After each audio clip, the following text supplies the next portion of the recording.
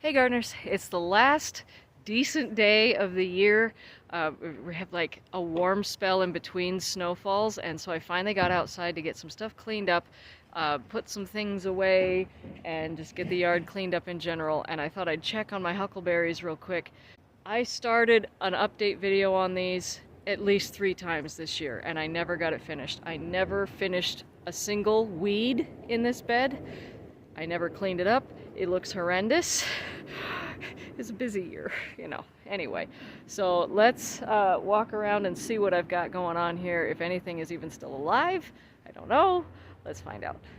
Okay, here we are in my huckleberry bed. Never weeded this bed, never did anything, so I have no idea what my huckleberries are doing. This one, that's not huckleberry, that's a chocolate vine. But there's some huckleberry, and it has buds. Oh, it's still alive. Yay. Okay, so I'm going to cover that with some pine needles. Just gather some pine needles. There we go. Okay, this one, I don't even see the stem. So this one, I don't see anything growing here. So it may be a goner, but I'm gonna put some pine needles on it anyway. Just for good measure.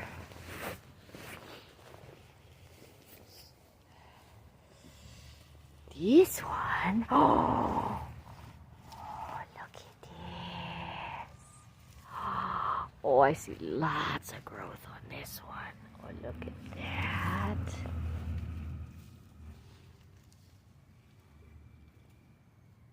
Look at all those buds. Oh my goodness, that's exciting. Okay, good. Let's keep that nice and covered and tucked in warm for winter. Okay, I explained all this in my last video, but what I'm doing here, I'm covering up the huckleberries with pine needles for warmth to protect them from the weather. I'm basically trying to mimic what nature does, because the trees in the woods are obviously going to cover them with all kinds of leaves and pine needles and other debris.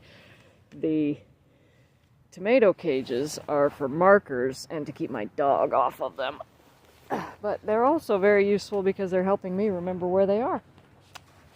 Okay, we got one more over here. There's a little tiny stick. I don't see nearly as much new growth on this one. Honestly, that one looks like it has some kind of fungus on the leaves, but that might just be dead leaves. So I don't know about that one, but we're going to cover it up just in case. There was one over here. I'm pretty sure it's dead. There's a cage here.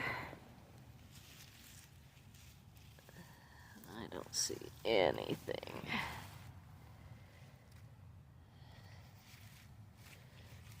Nope. Okay. I thought there was one over here. Oh, there is. There's one right here. Oh, look at that. I ran out of tomato cages.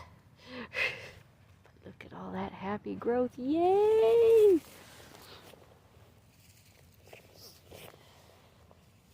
Alright, so it looks like I have 3 that are still alive and doing really well. 2 that are alive, maybe, like they're alive, but they're not thriving. And then the rest of them I either can't find and or they're probably dead. So, you know, I still have 5, 3 and 2 was 5 out of the 9 that I originally planted. And I mean, that's not too bad given that I didn't even touch them this year, and you're not even supposed to be able to grow these at my elevation, so I'm gonna call that a success so far. Yay! This is year 3 with these huckleberries, and I'm supposed to be able to get the first fruits by around the 5th year. So I got 2 more before I taste a single fruit off of these plants. It's a fun experiment. This is a long-term one, so stay tuned, everybody. Make sure to subscribe if you haven't already, and I'll see you in the garden.